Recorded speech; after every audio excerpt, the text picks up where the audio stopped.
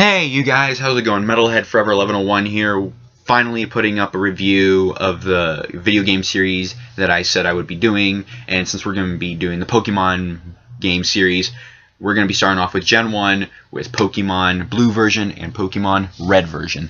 Now, I do understand there's a green version, but it was a Japan-only release. I don't speak Japanese, which actually would be really cool. If you guys speak Japanese, that's really cool. But anyways, it's getting an honorable mention as one of the originals.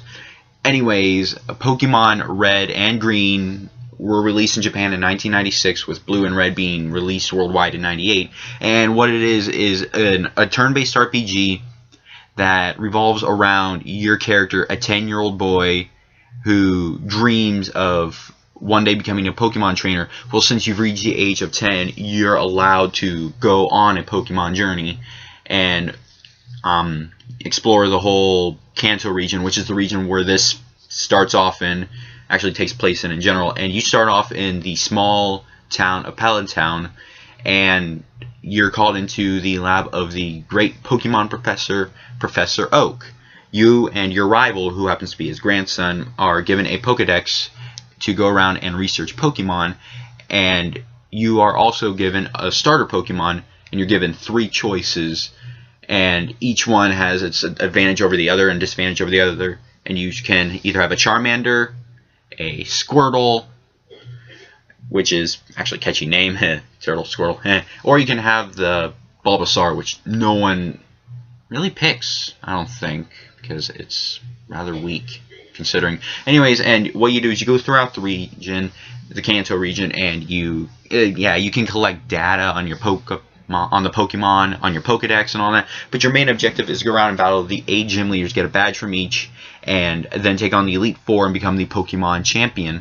But along the way, you encounter Team Rocket, an evil organization that kills, steals, and sells Pokemon, and they are incredibly evil. But their Pokemon are easy to beat, but their leader, Giovanni, is actually really tough. But overall, basically, you stop Team Rocket, become the Pokemon Master, etc., etc. Happy ending. So, let us get into the gameplay. The game itself, as I've already said, is a turn-based RPG and was released for the Game Boy. And as you can tell from the picture, it even says on the side there, Game Boy. Anyways, getting back to the topic, I'm getting distracted. Throughout it, you battle Pokemon, either wild Pokemon or other trainers' Pokemon, and you can catch your own Pokemon and train them with a leveling system, going from the lowest being 2 and the highest being 100, although your starter Pokemon is always going to start out as a level 5. And you always get the choice of grass, fire, or water, which I should have mentioned which was which earlier, but that seems actually kind of easy to tell. But still, anyways, and you go throughout the land and you do all this different stuff, and there are actually different things you have to do using certain Pokemon moves to get to different places, like flying and swimming, breaking rocks, cutting out trees, etc., etc. Overall, fun gameplay, very different for its time. The presentation, first off, let's start with the graphics. Now, we're not considering nowadays when the graphics on it would be considered pretty bad and just horrendous. We're considering it back in 96 and 98 when these graphics were actually considered decent, or in general good, for the Game Boy at that time, and overall it was, again, decent.